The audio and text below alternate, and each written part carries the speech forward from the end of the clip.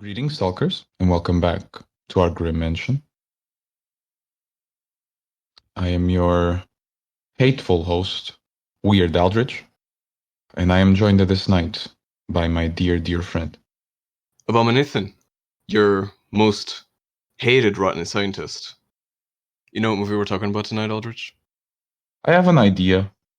It's, let me give you a clue. It is probably, in fact, most likely, my favorite horror movie. You should probably figure out what that is. You know, the one with Sigourney Weaver.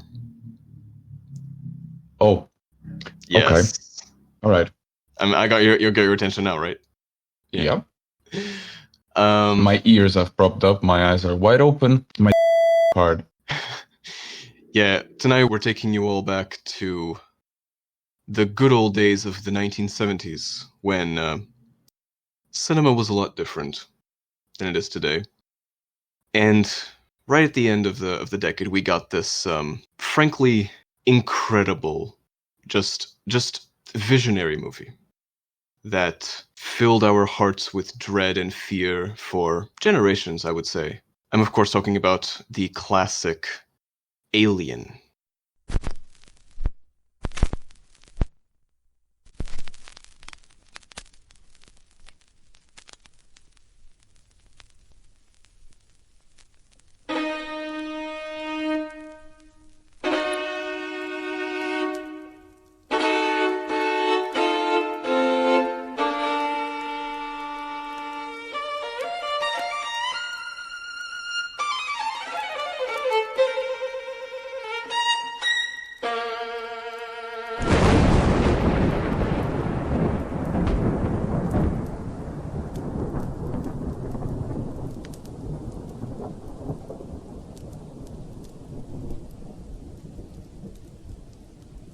The candles have been lit, the circles have been closed, and the words of power have been recited.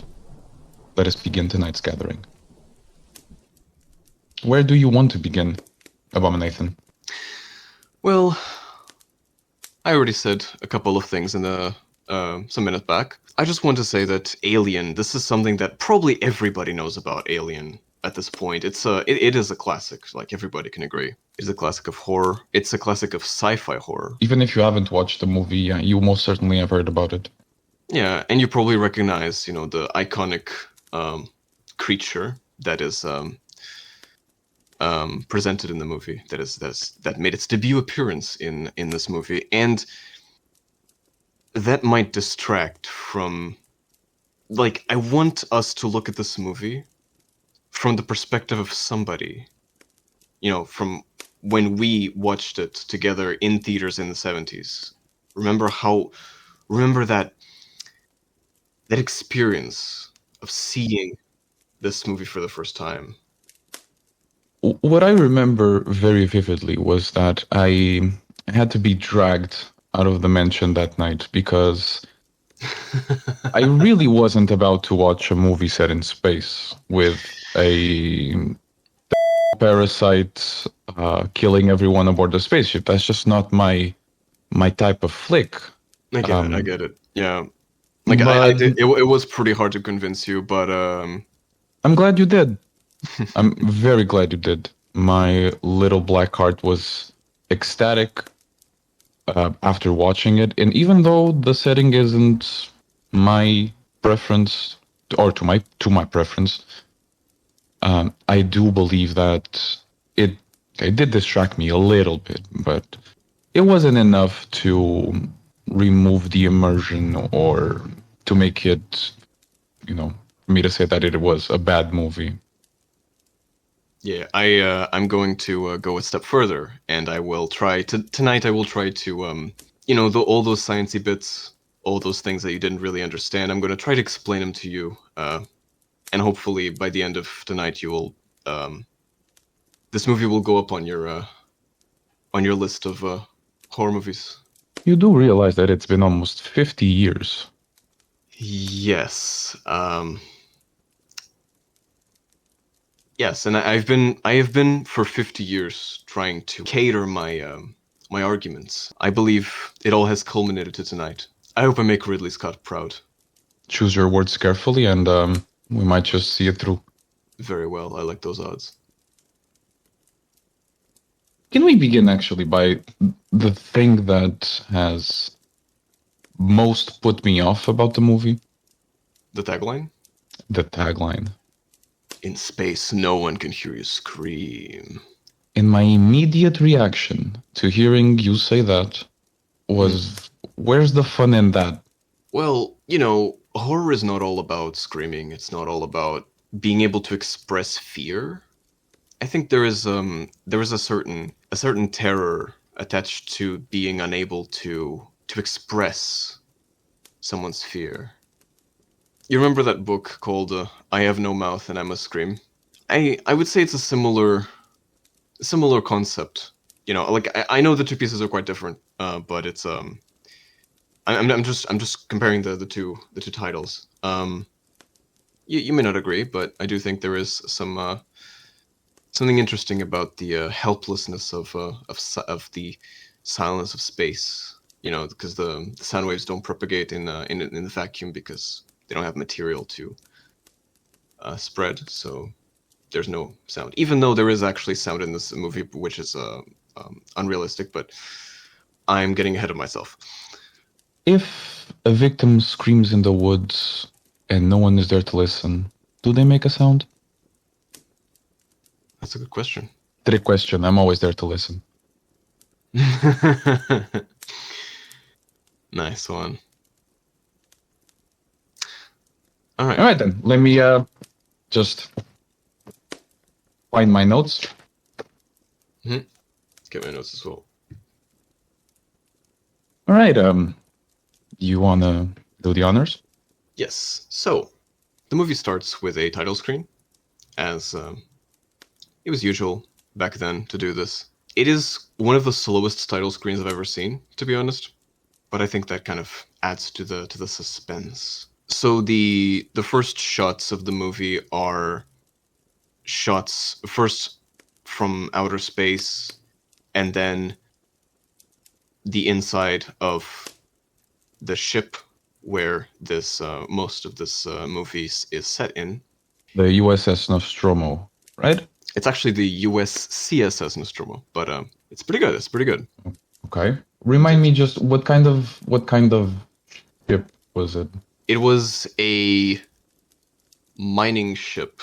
Because I remember they had like some stats, like stating the number of passengers, and saying like it was a mining ship.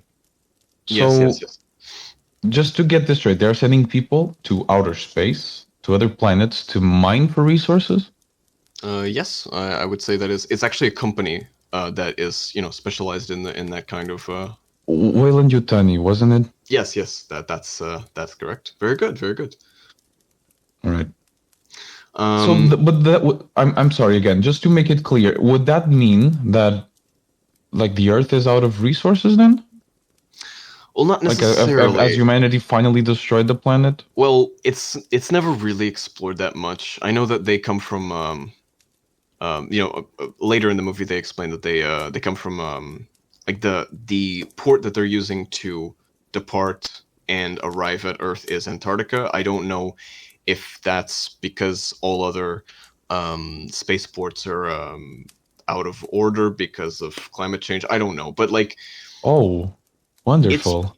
It's possible, but it's never explained. I think if they have the resources to send people out into other solar systems, I think they probably are pretty okay on Earth. Even if Earth might not be that well, but yeah. A dead man can dream, I guess. Yeah. So the crew is awakened from cryo sleep.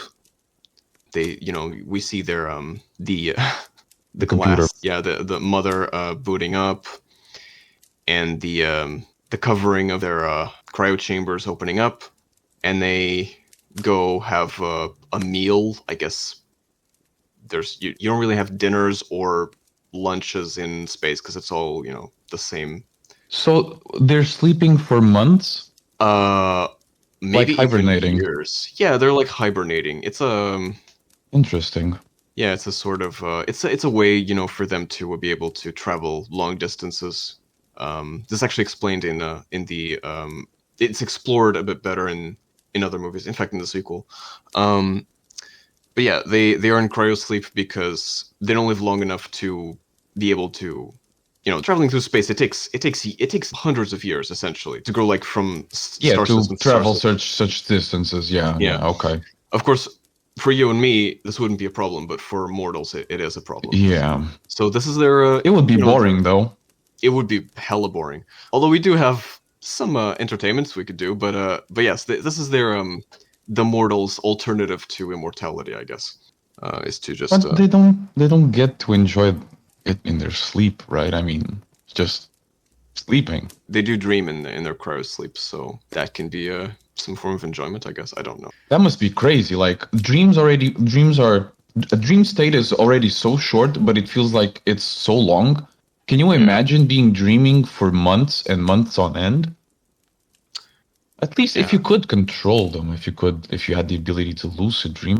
yeah. I don't know. It's never explained in this movie. Anyway, so they are taking they're eating and they're talking and they're talking about their the paycheck that they're going to get from the company, all that stuff, and how are they going to share the payments. And so they go ahead and the our captain Dallas, he goes to the computer, which is this system is called Mother. It's like an AI, I guess, really advanced. Which it's interesting because this is like this is the 70s, right? But they're trying to, with 70s technology, they're trying to predict what technology is going to look like in like 100 to 100 years in the future. Which it's interesting how they how wrong they got some things. It's like a retro futuristic nowadays.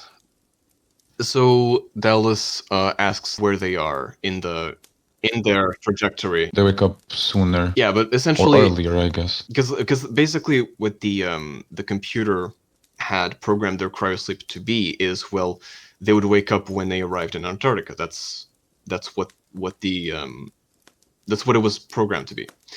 But they woke up and they realized they're not in Antarctica. They're not even in the solar system. They're in a completely different solar system. Yeah, I remember that they were trying to find where they were. Yes, and they realize that they're not. They're in fact in an unknown solar system. It's not the one they came from. It's not the one that they're going to. It's just in the middle, somewhere. And this is really strange because, well, they were programmed to wake up only when they arrived in Antarctica. So why the hell did they wake up in the middle of empty space? The middle of Paul, Virginia. Dallas, along with the other crew members, they try to answer this question. They try to understand what's going on, and they realize that Mother, so this AI, had been programmed to wake them up when they received anything remotely similar to a distress signal from Right. There's this wherever. clause from the company. Yeah, I remember that. That they Yes. needed to pick up any survivors or something. Yeah, that they would need to, if there was a distress signal, they would wake up from cryosleep to go investigate, and they actually had to investigate. And this is honestly a genius plot point. They had to investigate, otherwise they would not receive the pay. Get paid, which was something that they were discussing earlier Yes. in the scene where they were eating. Yes. So, and this is, by the way, this is brought up by a character, Ash? Yes, Ash. He was the executive from the Okay. company. Yeah. This point is actually brought up by Ash, who is the science officer in the ship. He's the medic, okay. He's the. I remember that. Yeah. He's a very interesting character. I really like this character, but I'm getting ahead of myself.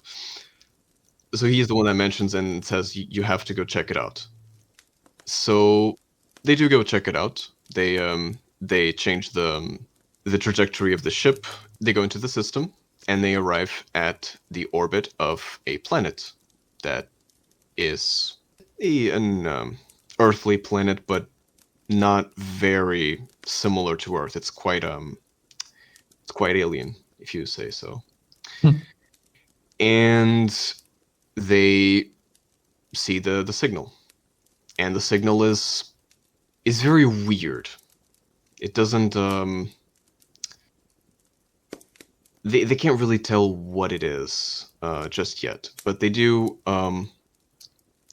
analyze the atmosphere of the planet. They realize that the atmosphere of the planet is quite it has the necessary components Oh for yeah, possibly yeah. sustaining life, even if it's not maybe earthly life, but some kind of it has some properties that are very important. Let's just say that, because I don't want to get into the technical details here because it's very complicated. But I remember that I completely missed whatever they were talking about because we had snuck Seven into, well, at that time it wasn't Seven, he was Nine, but we snuck them in and it was causing some trouble and I had to calm him down. So I missed this. oh yeah, that cat.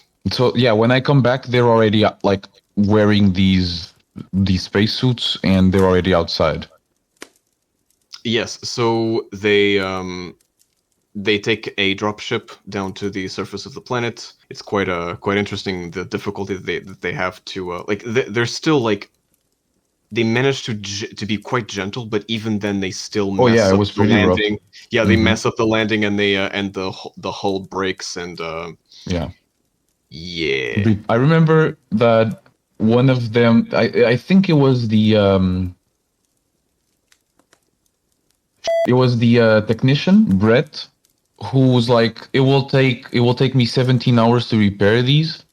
Oh yeah. And then Parker, who's like talking to the bridge, just, Hmm. it will take us 25 hours to repair these, which is, it's so smart, you know? Um, you always want to overshoot and make it look like you worked so hard. You were able to shave off so many hours of work and repairs, and it just makes you look better. It's so smart. I think it's more of a strategy to get paid more, because basically you say you work 25 Or hours and you that. actually only work 17. Anyway, there's actually a reason, but I can't explain it yet because I'm going to spoil it. But yes, they are essentially stuck in the planet's surface until they fix the hull. And meanwhile, a group of three of them, so Captain Dallas, Kane, and Lambert, put on their suits, their spacesuits, and they go out into the surface of the planet, and they walk around for a little bit. They're trying to Pinpoint the location of the yes, distress they signal, right? because they realized that the distress signal was actually at walking distance, so they could just do that. They didn't even need a vehicle. Meanwhile, our Sigourney Weaver character, Ripley, Oh is yes, Ripley. yes. I liked her so much. Oh yes, I Ever you. since I laid my eyes on her, man. If I Mm, was 200 years younger, I would be all over them. yeah, I understand. She, Alas. yeah. Well, it is a shame that she is not like us and does not have the same longevity. But But she's so for a lady her age, she is yeah, so beautiful today. yeah, it So is. elegant. She's such a joy to look at and She ages really well. stare That at. is true. Like a Ages. fine port, right? Hmm. Indeed. Hmm. Uh, but anyway, back to the movie. So her character is so Ripley is meanwhile, while they're exploring the surface of the planet, she is trying to decode using an algorithm, I guess, really complex algorithm, which somehow is just ones and zeros on the screen. I don't really understand. It's He I knows how to guess read them. I was so impressed. yeah, she can somehow read binary, which is unnecessary but very interesting indeed. Very impressive. She is trying to decode the signal, and she tells Ash, because essentially Ash and Ripley are on the bridge, and she is decoding this signal while the others are exploring the planet. And she realizes, and she tells Ash via the communicator that this doesn't look like a distress signal. It Oh looks yes, more. It looks like a more like a warning, warning. a stay Yes, out kind of thing. Yeah, I remember that. but Hmm. it's too late because the three of them are already. Oh, and by the way, the communications start breaking down between the two for whatever reason. There appears to be something preventing their communications from functioning very well with the three that are on the ground. So even if now Ash can no longer tell them to turn back if he wanted to. But anyway, so these He's so smart, isn't he? yeah. So the three of them arrive at a sort of valley, and they look at the horizon and they see this ship. This calling it a ship is It's a croissant, yeah, I know you love to call it a croissant. but it It's looks like a croissant. it does. It does look like a croissant. Um, It's this it is corpse of a shaped like a croissant. yeah, but it's a ship. It's a crashed ship, like A a delicious, a delicious. fluffy, Oh yeah, crackly croissant. Sorry. you really like to eat that No, ship. it's been a while. It's been a while since I've had one. Or I never had a ship though. If it tastes as good as a croissant, We'll have one someday. I don't think it would taste good now. Nah. I mean, who knows? Never tasted those anyway. We were in France for some time. You could have tried some, but then again, it's all dependent on your taste buds at the day, right? You Oh got a good yeah. tongue or not. Yeah, it depends on that. That's true. Well, tangent Um aside. anyway, so they approach the croissant ship, and they begin to it, it's hard to overstate just how odd and strange this entire environment is. May I? This would have been a great selling point for me. Had you known, I don't know if you did know or not, but had you known that this movie had art or sets inspired by Geiger's art, Oh yes. I would have been sold immediately. Guys, gals, ghouls, and pals, my friends, when I saw the inside of that ship, and I immediately recognized it, like the architecture, it just, Yes. it It's the famous biomechanical it looked style. like a metal Indeed. like that's all you had to say. All I had to say is that this movie has metal and you would have come. Yeah, double entendre intended. So yeah, the inside of the ship is the design of the ship it's amazing. Like the H.R. Geiger's work is incredible. I just love the way that they used it in this movie. Great choice of designer. So yeah, so they begin exploring this ship and seeing the just how strange and just odd, just alien everything is. It really was. I'm sorry. It really was. Mhm. I was. It's so distracting. I remember that there was this big fella sitting in this chair. He Oh looked yes. made of. He looked. This is all inspired by Mr. Geiger's art, and I have the utmost respect for him. His art is of the most disturbing I've ever seen, and in the good sense of the word. I love it. Absolutely love it. But what was that? That was so distracting. Like it was this big man made of. He looked like he was made of stone. That he was fused to the chair. But they started talking like he was some sort of pilot. Yes. And then there was this whole Heg situation going on. That Yeah. I almost lost me there. No, I understand that for you it's going to be a little hard to get. But Not calling me dumb. It's just that all of the sciencey stuff. That's your thing. yeah. No, I love this image that you described of the humanoid, this giant fused Absolute unit. to the cockpit chair. This, to me, is beautiful. This is an example of the perfect symbiotic union between biological and mechanical, working in unison to create something so much better, so much more perfect. And you probably can understand that from the Geiger's I work. do. Yeah. But it's just that they just don't explain what that is. To me, it's just a loose end by the end of the movie. That's true, but in the sequels they do get into it. I think They made little more of these. Yes, you didn't know about that. It's everywhere now. Like you have Alien 2, Alien 3. We'll talk about it. We'll talk about it. Because some are better than others. But anyway, so Kane descends into this vault of sorts, this chamber, this big hull chamber. He notices that while he's looking around, he notices that there is this layer of sort of like a force field on the ground, like not on the ground, but like in like a couple of centimeters off of the ground. And of course, because he's wearing a spacesuit, he is able to cross the barrier. In fact, he actually falls in like under the barrier. It's a really unfortunate for him. Wasn't it just fog?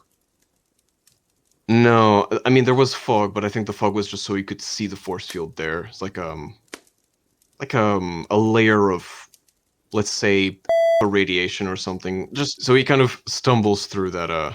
He falls through that layer of protection or barrier or that, because this is all really weird. This is completely alien, so we can only assume what it is. And he sees that under this layer, there are a lot of these eggs. Pretty big eggs, actually. Like bigger than an ostrich egg, pretty much, or around the same size. And man, these eggs are weird. They are, once again, they're alien. They look unlike anything you've ever seen. If all these veins and this texture and like this, yeah, it's. They also looked kind of like flowers when they were opening. Yeah. And we do see that as Kane is looking into one of the eggs like a dummy, because he sees that there's something moving inside the egg, because it's slightly transparent. And like a dummy, he just stares into the egg when the top of it slowly opens, like a flower, as you said. And he looks at it, and we have a jump scare of a thing, sort of creature, jumping out and grabbing onto the surface of his helmet, and he falls back. So they get back to the ship with Kane. They say he's, there's something with him, and like he's in a bad situation. He's not responding. He has something in his face, or whatever they say. And they ask to enter the ship, and Ripley denies access because of quarantine regulations. She's smart, isn't she? Yeah. She's got looks and brains. Yeah. There's something for both of us. Indeed. So she's all like, well, I can't let you in because quarantine regulations. You've contaminated yourselves, and yeah, like I'm not gonna let you in. But Ash, the other smart guy, lets them in anyway. So he basically overrules her decision, and even though he has no power to do so, he just opens the hatch and lets them in. And of course, Ripley's very angry at him, but and she does have, she starts to get some a rift begins to open between these two characters from this point on. But anyway, so they get off the planet because they fix the hull, and they go back to the ship. And Kane now has to be taken to medical because they want to see what happened to him. And so they take him to medical, and there's something like his helmet had been like broken essentially, and there was something like this weird thing that It we was see. like frozen. Yeah, like inside There was a block of ice around his head. Yeah, it's really weird. Like it was like whatever happened to his helmet was not normal. Essentially, have to cut his helmet open in order to see what happened. And when they cut his helmet and remove it, they find that there is this creature completely covering Kane's face. It's like it has hands around its face, like behind its back, like long ass fingers. Yeah. And then there's these, they seemed like its lungs. They were like hanging from the side behind the hands. And then it had like a tail that was choking him. Yeah. And you observed very well the fact that it looks like it has lungs on the sides, because I've seen a few weird creatures. They then discover that this creature is, because it's completely covering his face, so he can't breathe normally. Yeah. This creature is actually can't breathe or see. Yeah. Right? Yeah, can't do anything essentially. This creature is supplying oxygen to him down his throat to keep him alive. So that's why Kane's not dead yet. Kane is essentially unconscious. He's in a coma state because of this creature.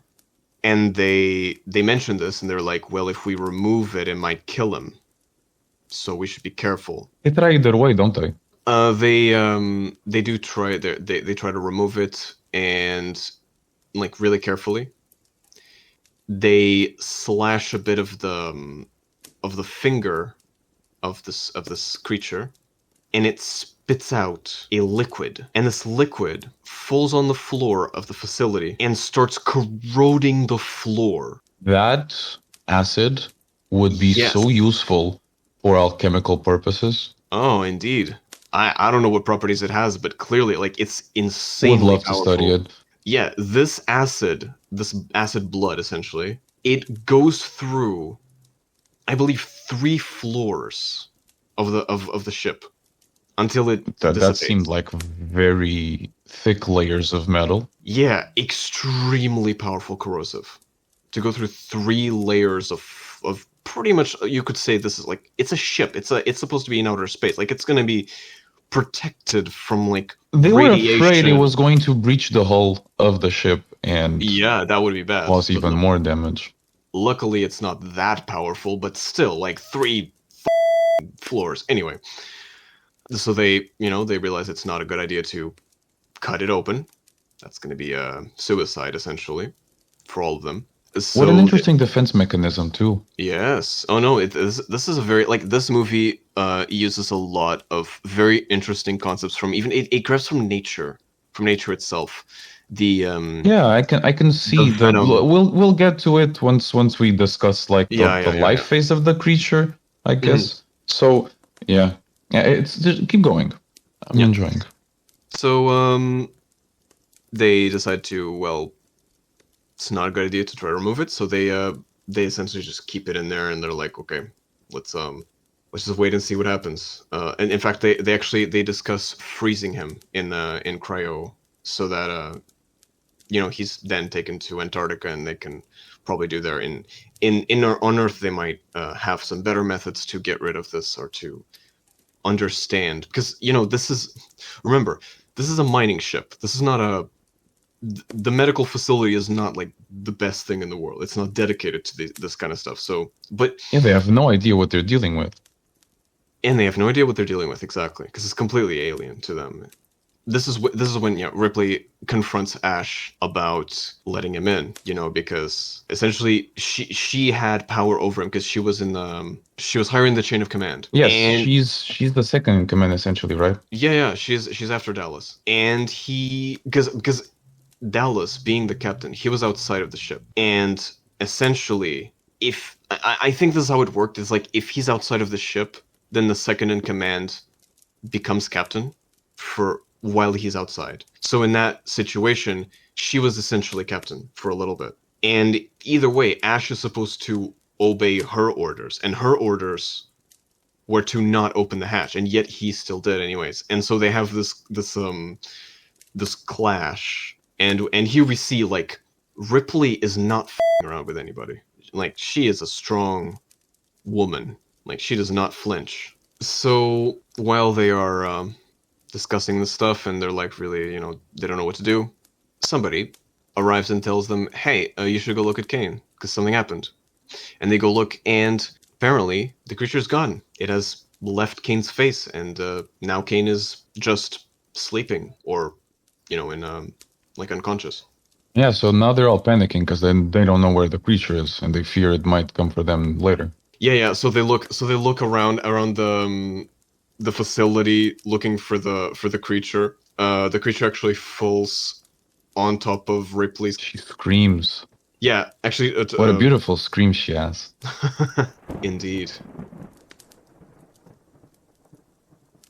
The creature is essentially very weak, and just when the creature falls on top of Ripley, essentially dies. So Ash takes the creature to go examine it, and here we see. Oh, he does eat alone, which is also important to say. He spends a lot of time looking into this creature behind everyone's back. Yes, he is essentially. Ash seems to be obsessed with this organism, and I absolutely understand why. Like this is incredible. Like you are discovering a new species just from another planet. Like what could possibly be more exciting than that? I absolutely understand why Ash is so. I can name a few things. What? Okay. Go on. Okay. I think let's agree to disagree there. But okay. Is it explaining the biological compositions of this creature? How it has the acid blood as a defense mechanism against predators and other hazards, and it has a layer of polarized silicon around it that it has created as essentially as a shield to radiation and other harsh environments. Yeah, he's obsessed with this creature. So it's interesting. So Kane wakes up, and he's alive. He's a little like he has red eyes and stuff. He's not like they're not sure what's with him, and even like they're kind of a little confused when he wakes up. But he appears to be fine. Like they talk about what's the last thing he remembers, and he appears to be like he's only like making jokes. He's not really taking it too seriously. So they're like, well, let's just eat. Let's just have a meal because, hey, Kane is alive. We thought we thought you were dead and you're alive. So oh, happy day. Yeah, and we have this this meal scene. And honestly, I love these kinds of scenes in which the characters think everything is fine, and little do they know what's going to happen. Calm before the storm. Yes, because as Kane is eating, he begins choking, and oh wait, he doesn't he mention that he's like starving and he's eating like an absolute pig compared to everyone else? Yes, indeed, and. He is. I mean, it makes sense because he was unconscious for Satan knows how long, and he starts choking. He starts gagging. He starts screaming and flailing everywhere, like there's something breaking him from the inside. Ah, the pain must have been excruciating. Yes, he essentially falls on the table, and like, again, flailing everywhere, just like in complete just agony. And we finally see something bursting out of his stomach, out of his chest, just like a fountain of blood just appears, and we see this head, or this creature, this organism, just peeking out, just looking out of his stomach. He looks like a little puppy. He was so Yeah, like just a little, adorable. yeah, With just little teeth, his first just little hands. his first look into. I mean, it doesn't have eyes, but he's just kind of looking at or I guess smelling the others. I don't know. It's kind of I'm like sure he has like a way to feel everyone around him. yeah, and Later on, he turns into something so much. Oh prettier. yes, oh yes, we're gonna get there. But right now he's just a wee little boy, just a tiny baby. Little tadpole. And like for a moment, like they're like thinking if they should like attack it, but Ash is like really consistent, like, do not touch it, do not touch it. Oh, it must be so dangerous. Yeah, and yeah, the little creature, the little alien, just runs away, and Survives. and survives. And so they put Kane's corpse in a vacuum bag, and they just eject him. They do a little space funeral, and they just eject him out into. Okay, it is comparable to real cultures that would put people on boats, set them ablaze. Yeah, it's or just set them on boats. Yeah, make them fall off the world. Yeah, it's quite interesting. Or that's what they believed in. That's what they believed in. Yeah. Here at the Grymm house, no, we believe the Earth is round. Yeah. No, we've been around the world. We do not even accept the discussion of that. It's absolutely. It's too bad. It's too bad they didn't have pictures around the time of Magellan. Oh yeah, but anyway, so they start looking for wherever the hell. They call an emergency meeting. Yeah, exactly. They call emergency meeting, and they start discussing what we're gonna do now, because there's this creature among them on the ship, somewhere on the ship. You could almost call it the eighth passenger. Anyway, good. Sorry. So so basically they start to equip themselves with everything that they can get that they believe to be useful for catching this. And effective too. Effective, yeah, for catching this this creature. And they get a stun gun. They get like an organism, like a magnetic sensor for like life signals, that like an organism detector essentially, to find where this creature might be, and they start looking for it. And it's interesting because they're looking for this small little alien, this like maybe like a foot in length at most, with a little tail and stuff. Actually, maybe like 2 feet. There's a jump scare with the cat. Damn cat, which is Ripley's cat. Jonesy was adorable. Okay, maybe I'm not a cat person. I don't know. Definitely not. Definitely not a cat person. Anyway. 9 became 7 for a reason. Yes, indeed. Are you blaming him? Blaming who? 7. Oh, am I blaming 7 for what he did? Yes. I will not have this discussion right now. Yeah, let's for another time. Anyway.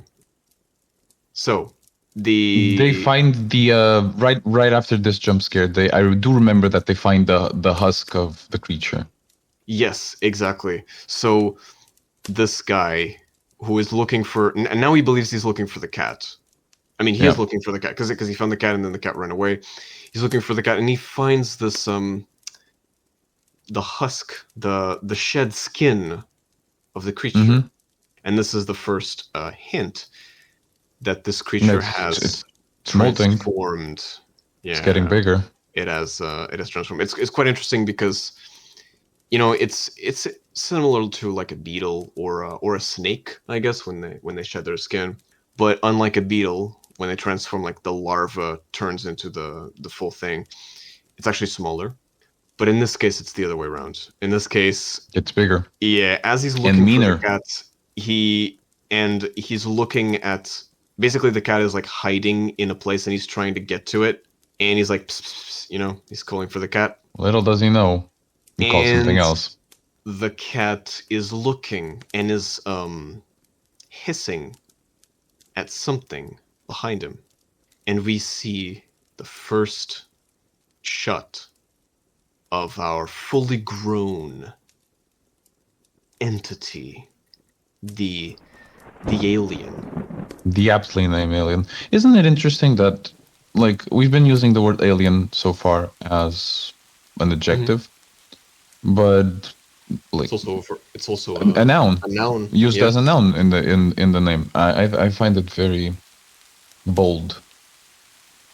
Yeah, it's a To, great name, honestly, for the movie. It's a perfect name for the movie. It Mhm. wasn't actually the it, original it. name. They actually changed the name, but yes, So what was it supposed to be called? yeah. Originally, it was supposed to be called like Star Beast, but then they realized that Alien is a much better name, and it was available back then. When when there's a good name you can take, just take it before somebody else does. That's what you Yeah. learn with patents and stuff like that. Um. Oh, yeah, Anyway. for those guys who tried to trademark the word React. Oh yeah. Anyway, Anyway. So this thing shows up and just pops him in just the head destroys with him. like it opens its mouth and There's a like small you mouth see there's a inside. second mouth coming out of its mouth. Yeah, yeah, Does that make sense? yeah, yeah. It's like yeah, like it's like a tongue that has a mouth at the tip of the tongue. I guess it's the best way I can describe it. It's interesting because like we probably, like, the stalkers out there might recognize this from somewhere because it's everywhere nowadays.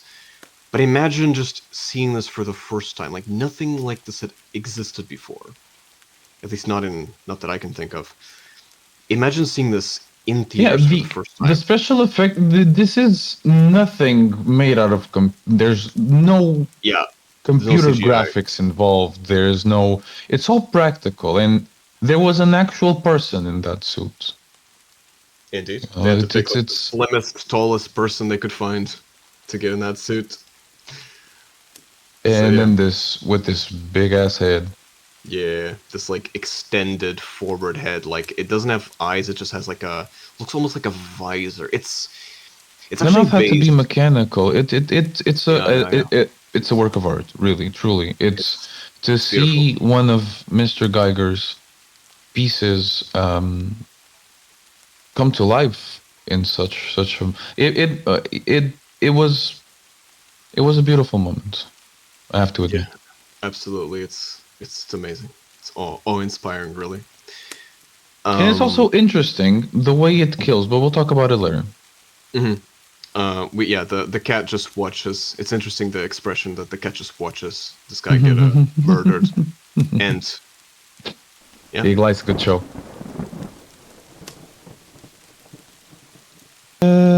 So deciding, I think this is when they decide that they should use fire to fight it.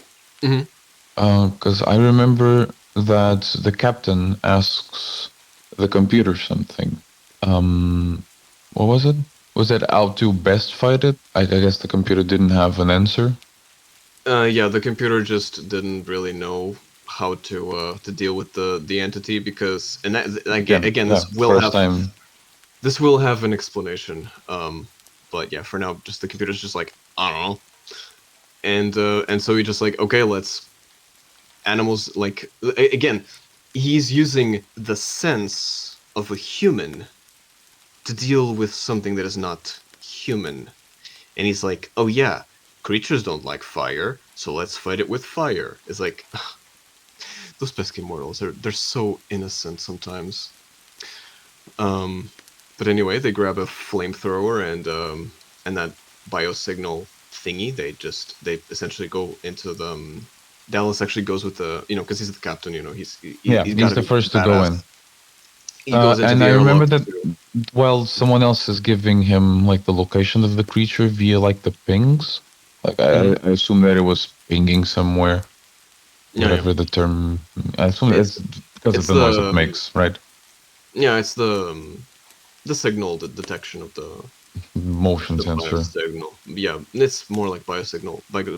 But yeah, it's you could Oh, call it a ping, I okay, guess. okay.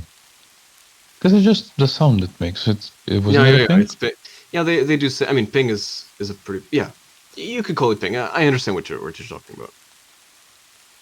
So eventually it just stops beeping Hmm. or pinging, I guess. Yeah, and now Dallas is basically in the middle of the airlock with like three openings, and he's looking around. He's trying to like, but okay, but where the hell is the How the creature? crew is And panicking in the bridge. yeah, honestly, that was like the word. Like they should have. That was the dumbest scene in the movie, honestly, because like they could have had like directions, like east, west, or whatever. Just they could have just given coordinates or something. But for whatever reason, they just don't have that system, and they just say, "Okay, hey, it's there, it's there, it's coming, it's coming," and then Dallas is killed because they don't have a coordinate system or whatever. Maybe they had and they forgot that they had because they were panicking. Yeah, they're panicking. Yeah, I everybody's guess losing their sanity.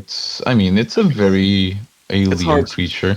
Yeah, it's So it's it's hard for me to I guess put myself in their shoes because well I don't really feel those probably emotions be in the same way. I'm very I'm very cold and calculating, I and would I don't probably usually get befriend the thing. distracted by. Yeah, yeah. I'll probably be like Ash and try to study it.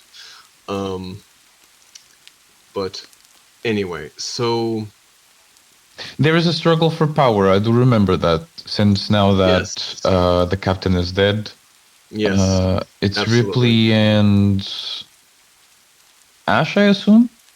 No, because basically it's like this. It's Ripley does take automatically the role of captain because she was Mm. second in command, and she's like, if I remember correctly, I think she's picking whoever, or I think was it Parker who is the one after her. I don't know, but basically they're trying to decide the logistics of like how does the command now work, and she's now fully taken the responsibility, Hmm. and her plan to deal with this creature is to basically, now that they can't, they essentially they were trying to put there's basically two plans that they have. The first one is putting it into a shuttle and then just launching it into space with the shuttle, and the other plan is to blow up the Nostromo while they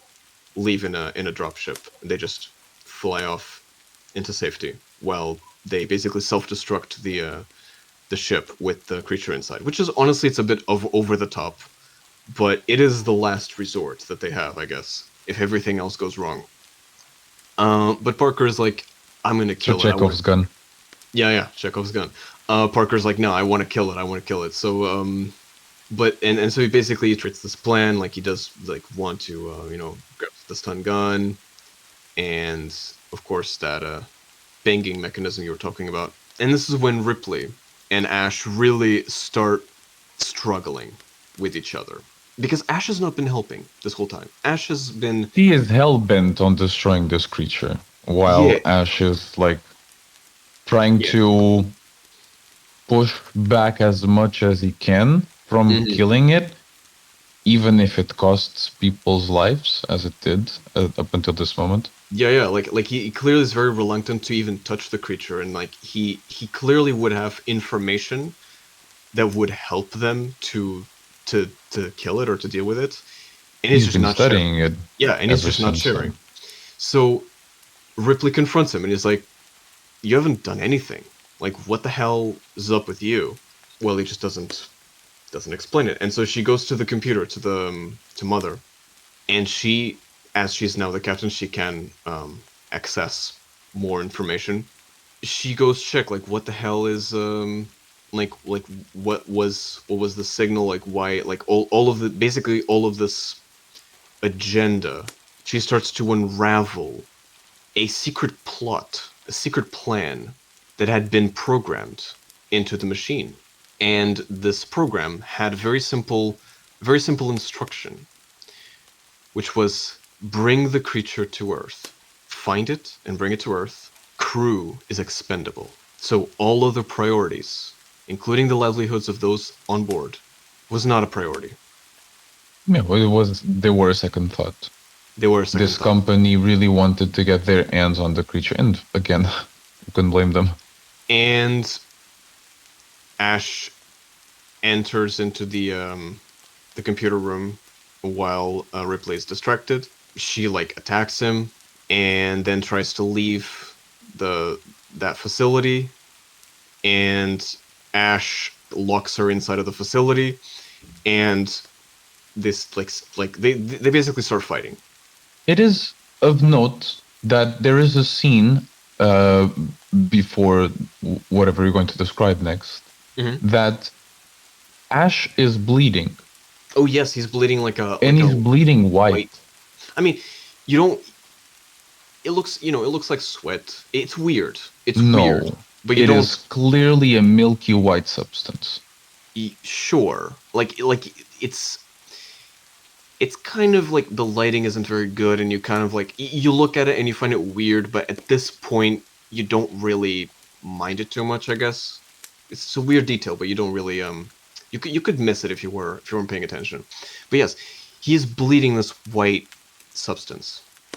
No, at this moment I started to be more focused because the setting Because I was action. already, accustomed, but And the the movie action, was, yeah. it was reaching its climax. Yeah, And so they start fighting, and Ash starts winning. It's kind of weird, though, the way that he moves, and like now it starts to get more noticeable that the way he moves and the way he talks is very cold and very machine-like, robotic. robotic. And the rest of the crew manages to enter into the place that they are in, as Ash is trying to choke Ripley with a folded up newspaper, I guess. And they start punching him, they start attacking him, blah blah blah. And somebody, I think it was Parker, just like I can't remember if he just throws a really good punch or if he hits him with something, and his neck snaps, and as it snaps, it just like rips the skin, and he tumbles back, and his head is like hanging by a bunch of wires, and like it just like explodes into this white substance. He really was a robot. And he was a robot No, this whole an time. android, right? An android, yes. There's a difference. Yes. So it's revealed that he was an android this whole time, and even while headless, he still manages to try and attack Parker. But then they eventually they manage to get the best of him and essentially just shut him down by force, so to speak. Very literally. And they trying to like recompose themselves. They decide to talk to him because he's an android. You can just you can just plug him back in. It's that simple. Even though his hardware is damaged, his software should be intact. I mean, at least somewhat, because it's in the head. So they basically plug his head back into the body for a bit, so they could have a little chat. And Ripley asks like, "What the fuck were you doing?" Ash's head says, "You really don't know what you're dealing with. You don't understand. You really don't understand what you're dealing with. You just can't kill this thing. You can't kill it. It is the perfect organism." Yes, this is the perfect organism, and Ash is infatuated. He is obsessed with this creature. Because it really is the perfect organism. It also explains why he didn't really care about the rest of the crew. Yes. Well, It was why would he? expendable. It was expendable after all, and yeah. It's just his monologue is just beautiful, I think. It's just I agree. it's a really poetic monologue that he gives. I really enjoy it. and I see myself in it.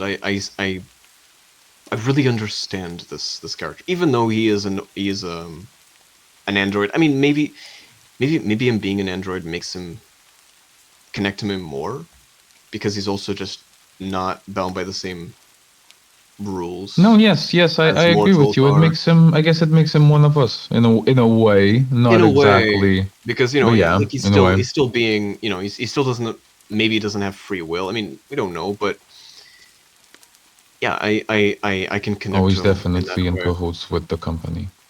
Yes. Um, so yeah, so they leave him. They turn him off. I think they just like slap.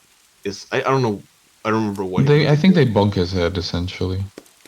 Yeah, they just. It's really easy to turn him off. It's just like, yeah, punch to the head or whatever. And before they leave, No, Ripley rips his head off. little thing like the little She pulls cables. the Pulls she the pulls cables. everything out, yeah, Yeah. So yeah. and then decides to go blow up the ship. So I was before checking my notes. Sorry. Yeah, before they leave, Parker decides to have at him one last time and grabs the flamethrower and just burns just melts his body. And honestly, I think they used the flamethrower once already in this movie, and this is the second time that they're using it. And this gives me anxiety, because do not use fire inside of a ship. That's a bad idea. A really bad idea. Like, you're just wasting oxygen for nothing. But oh well. I digress. Maybe they have plenty of oxygen in the ship. I don't know. And they're probably not worrying about that too much anyways, because they have to deal with this creature, which is probably worse. So yeah, basically Ripley goes look for a cat while the other two are Look for it. She preparing goes the prep the ship to leave. right. Yeah, so Ripley goes and prepares that little shuttle for them to leave, while the other two are grabbing the explosives to set up the self-destruct sequence of the mothership, Nostromo. We have another jump scare with the cat for some reason. Movie likes doing that. She puts the cat inside of a box, and meanwhile, while they are dealing with the explosives, they find the creature. They have another encounter with this with the alien. This was the scene that was very sexual, wasn't it? I mean, everything about this alien is very sexual. Don't get me started on that facehugger thing. I mean, we should get into it later.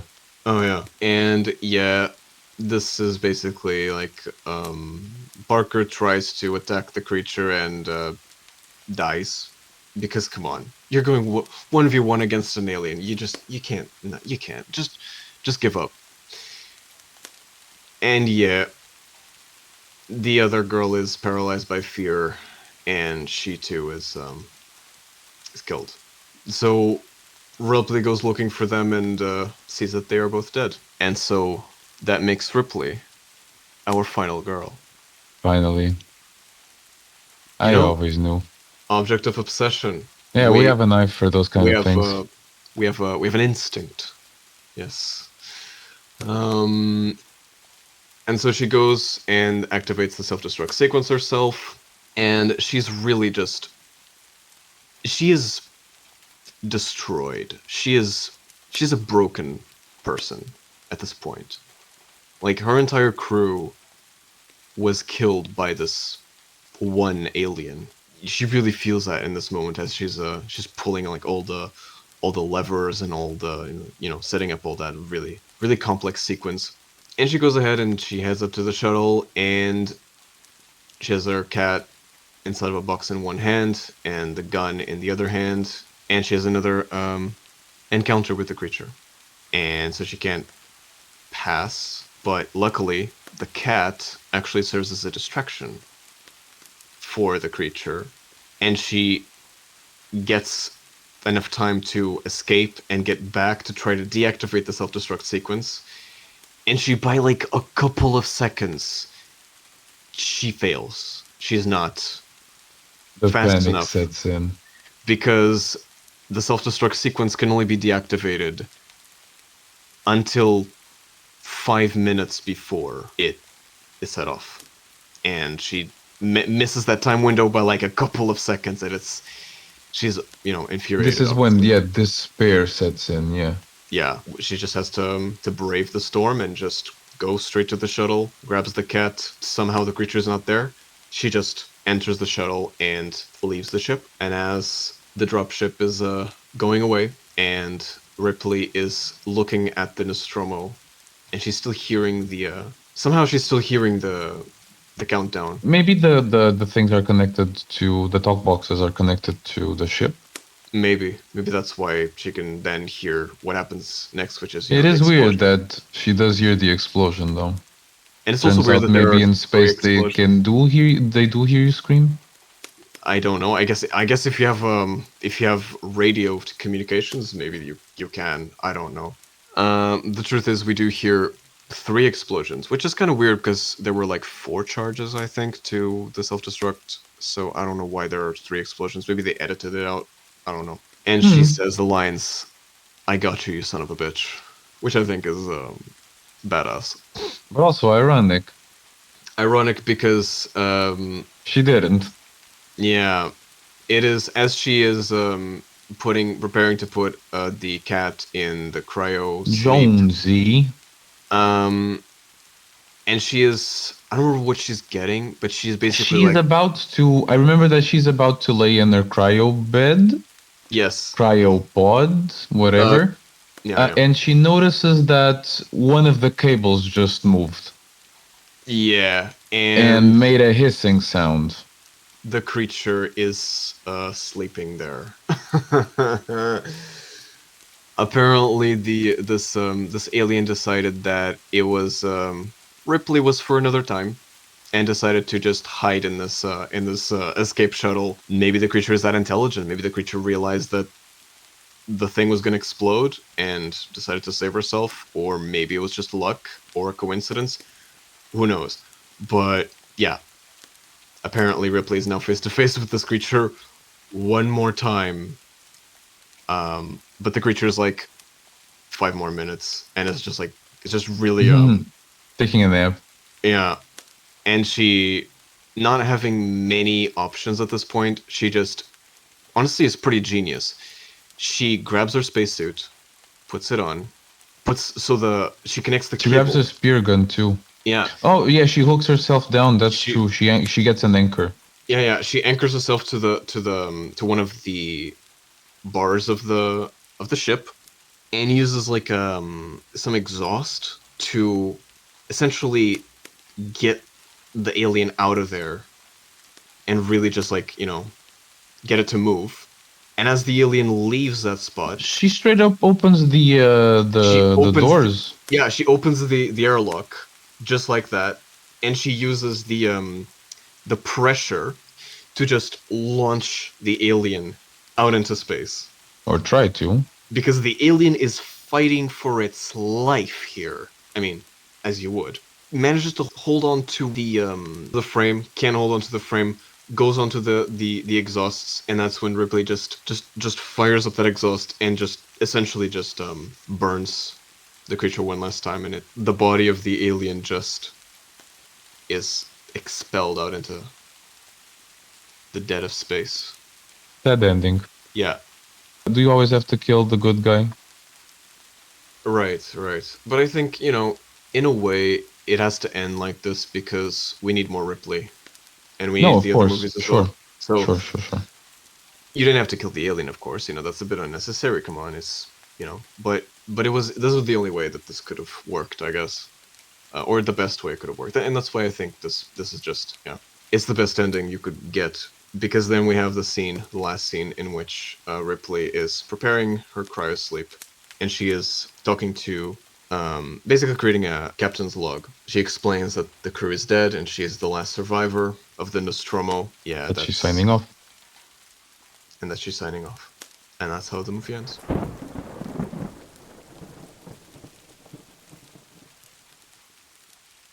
So, So, what is there to say about it? well, I've been talking very little in this episode. yeah, I think what I've been wanting to to say about this movie is just it is the closest you can get to a perfect horror movie, in my opinion. I'll debate you there, but to each his own. It's just the way that it utilizes, because it's the movie is really simple when you think about it. The premise is really simple. It's just, an alien There's this weird with creature among human among a crew of crew who members. are stuck in a spaceship. Like, that's really simple. The premise is really simple, but the movie just does it perfectly. There's 8 people And stuck in a ship, and one of them is an imposter. one of them is one of them is a droid. So, but the way that they use a lot of, like, there are many tropes here. For example, the final girl trope, and the obviously the twist villain trope as well. But they just use these tropes so well. They're so well implemented. They're so well deployed, and they're not in a normal, like they're done in a very special way, in my opinion. And for example, with the whole twist villain of Ash, because he's not a villain in the usual sense of, like, doing things for evil. Like, he really has a purpose. We need to convey that this is a man that looks aging, that looks frail, who is the science officer. Most likely he's a nerd. Yes. He's an outcast. Like, you do not take him as a threat until you have to. Because not only he is smart, but he probably can overpower the crew if the situation is in his favor. In essence, if it's like a 1v1. Indeed, because he does almost kill Ripley at some point. But, like, what I mean, had the crew not intervened, she would have died. Yeah, but this character, it just works. Like, the way that they deploy this trope is just works because he really does have a purpose, and you believe it when he says those words, like, you do not understand what you're dealing with, the perfect organism. Like, you understand. Like, it makes so much sense why he would say that, because he is also not a human, so he would be empathetic with this alien more than with a human. And he has a mission, regardless of what his empathy is. He has a mission that he has to he has to carry out. He needs to bring this thing back to Earth. Yeah, and when you watch the movie a second time and a third time, you really, like, when you pay attention to what he's doing, everything makes sense. He is doing what he can to bring the creature to Earth. He opens the hatch to let the guys in, violating the protocol and everything. He tells them to not touch the alien when it bursts out of Kane's chest. He's doing everything he can, and it's just, yeah. It's an amazing, like, he almost gets away with it too. Like, it's just almost. He got too eager. Yeah. And he tried to kill Ripley. I think that's what. Yeah, I think he should have just let the alien do its job. He would have eventually gotten to them. But I mean, he couldn't let Ripley live because she now knew the truth, and she would try to stop him anyways. So he had to kill her before. She could have waited. Perhaps that was not the best time. I don't know. I honestly don't know what options he had at that point, but yeah. Fair enough. It's easy for us to judge. Yeah, for me to judge in this case. Indeed, we don't know what a droid would calculate to be the best outcome in that situation, but yeah. I really, yeah. As I said, like, that monologue he does, and just it's surprising. Like, you were not expecting that from this type of movie. That was it's just a really good twist. A twist villain? No. Yeah. Not really. It's a really good twist, because you really are not. I mean, in retrospect, perhaps I should have seen it coming, because he was all too eager to experiment on that. Yes. But again, I was a bit too distracted by the scenario. And by Ripley, probably. Yeah. Whenever she was on screen, it was always a delight. Ooh. And yes. So yeah, this is an incredibly influential movie when you look at it from the context of everything that came after. It has spawned other movies like several other movies, and prequels as well. I mean, we don't talk about Alien 4 though. That's no. Well, Yeah, don't. why? Let's just say real movie does not All right, give. let's not talk about it then. Yeah, Aliens is good. Aliens is good. I mean, it's not better than this one, but it is a good sequel. Passable. I enjoyed the Alien Queen. I thought that was really well done, and it's just they just really, because Ripley in this movie is only a main character in like the second half of the movie. Yeah, by the end of it, I felt that too. There was I mean, managed to she hide stands it. out. She stands out because she's very vocal about her displeasement on how things are being handled. Mm-hmm. But the cast, they all get time. They all get screen time. Yeah, exactly. They all get screen time. Yeah, she doesn't even leave the ship. She's the one that detects that it was a warning signal. So I guess she is the one that has like this lead on the rest of the group. Yeah. There are some hints, and perhaps the fact that this is a horror movie with slasher undertones, even though it feels, I guess, more cerebral. Maybe that's because I was trying to understand all the science jargon. Yeah, when you strip down the science, you can remove the science aspect, and when you do that, it's essentially a slasher movie.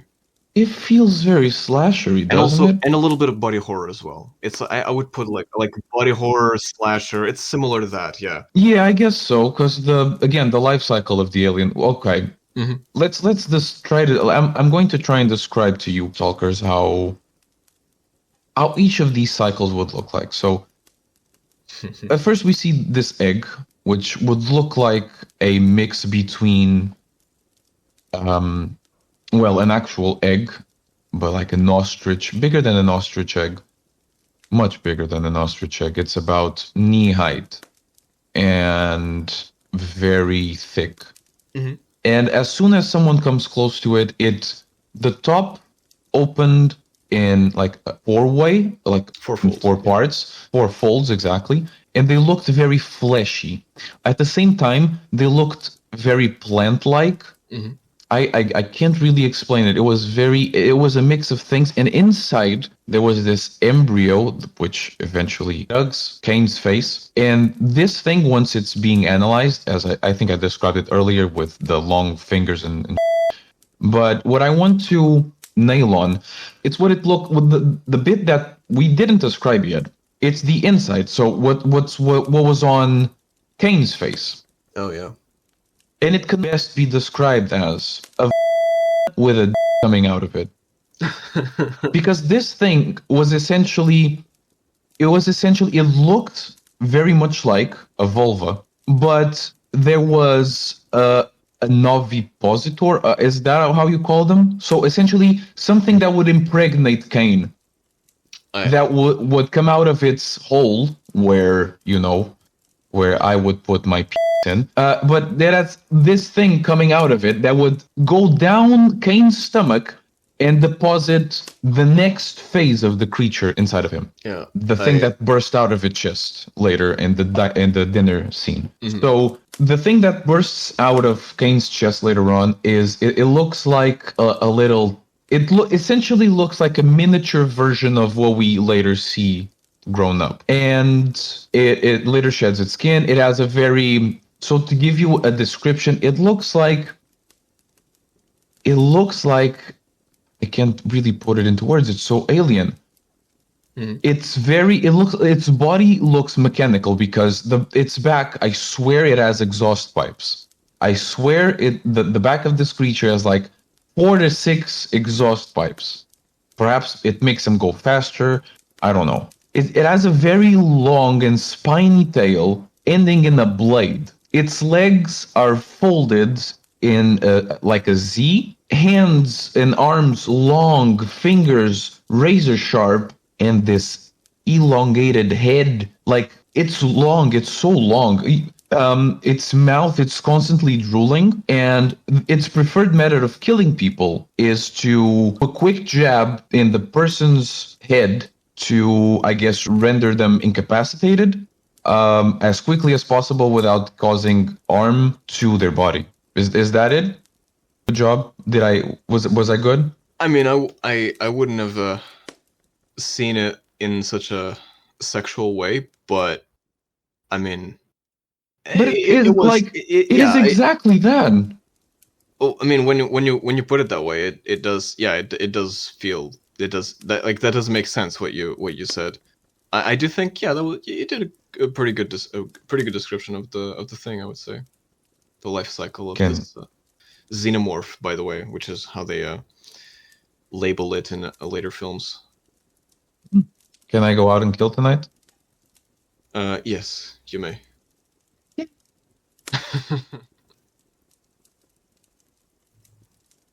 Speaking of the creature, then, Mhm. and since you have already like, I'm going to give your voice, your larynx, some rest because I know it's new and you still need to do some accustoming. Getting used to it, yeah. Yeah, you need to acclimate the organ. All right. Let me remind or let me tell the stalkers about our I don't know our love for Geiger. Yes. Yes. So Indeed. this is a man that joins something that that represents both of us. So there's the biological aspect of his work, which is all very sexual. And then there's the mechanical part, which is all the intricate gears and mechanisms that make machines work. And the combination of these two aspects, it creates something so utterly alien that managed to captivate people as different as the both of us. Mhm. I have to say, personally, I was so glad that he got this recognition. It's not like he was completely unknown, but you would agree that this movie kind of catapulted him Yeah. to a status of immortality. Absolutely. Yes. This was his catapult too. I guess for to if it matters to any of you, Geiger did win one of those golden piece of statuettes that they hand out every year. We should try to crash one sometime. Aren't they coming up? Wait, what? Oh, never mind. So I guess it must have mattered somehow because not long after, I mean, not long after, some many years later, I would say, which is actually good for him that he managed to stay relevant throughout his life, and now in his unlife, his legacy continues to be very influential. Indeed. Do you remember the? I don't know if your brain is still okay enough to remember that, but do you remember that time we were around Switzerland and we Oh, heard the opening. that the grand opening? Yeah, it was by Yes. pure Okay. chance that we were around Switzerland at the time. Like Yes. the fate was just calling towards Geiger, but it was one of the best nights we've had. Indeed. Oh, the Um, universe works in mysterious ways, but we were so lucky to just get into that bar. I'm shivering right now just remembering. Yeah. It was so great. Hey, we have a photo of Do we have that. pictures? Yeah, Yes, we have I a was just picture about of to say that. it. We have pictures We of have it. Okay. photographic evidence that we were present with Geiger, and you even interviewed him. You even like asked some questions to him. You Uh, were absolutely just shining in that that day. Regretfully, the tape was lost in the Oh flood yeah, it's true. of '93 of the year right later. Yeah, yeah. That's, Yeah, that was it was a terrible year for us. oh yeah. But anyway, the memory stayed, and that's what matters. Yes, at least we got the picture, if nothing else. Can we get Dimensions Trolls to put up the picture later on when we talk about this? Yeah, that'd be nice. All right. Don't forget that Trolls. All right. Hmm. So is there, I guess, anything, is art, yeah, very influential again, all very sexual, I guess, it is interesting though, that he, is most famous series of books, I guess, or, yeah, I guess you could call them series of books. His most famous compendiums of images are named after another very famous book, the Necronomicon, Oh. which is also interesting that we have Geiger's Necronomicon and we have Al-Azred's Necronomicon here in the library.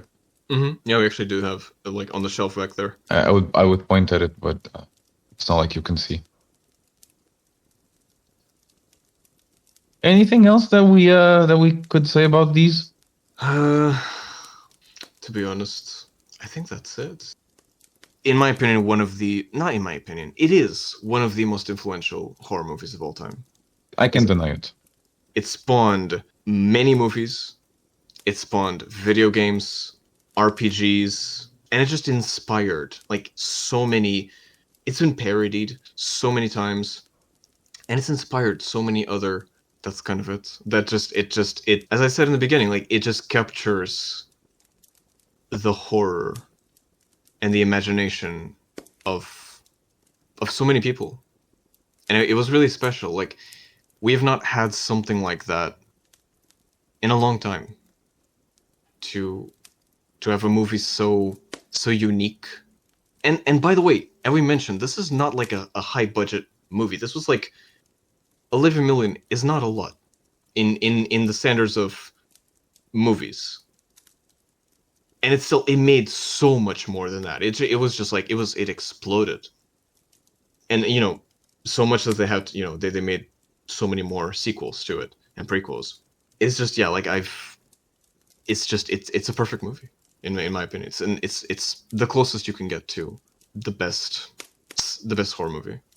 I know you're going to disagree Again, with that. I'm not going to debate you. Not Yes, today. This I is know. your opinion, Yes, it's and I'm fine. going to respect it, Okay. even though you're wrong. I know you think it's Halloween. They're both yeah. they're both good movies.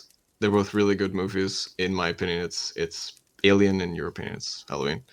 Oh yeah.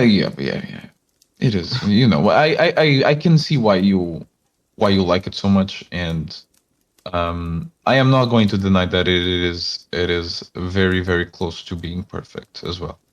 Nice. It's just the fact that it is in space. Yeah, the settings It which you don't like. is I get it. super not what I am into. But as I said, you can remove, like you could Again, stripping it rescan. down is yes. If it was set in a, say, a small quiet suburb, probably be maybe not an alien, maybe some sort of demonic or weird eldritch creature. Yeah. Yeah, perhaps that will be much better. Nothing's really perfect. So, let us know, what is the final score of this movie? Well, I will rate Alien 100 eggs out of 100 burst chests. Damn. Oh, Yeah. diggity damn. Right. You know what? It's getting the sun's about to rise. I'm not going to I'm not going to debate you there. That is our final score for Alien, and we'll leave you with that, I guess.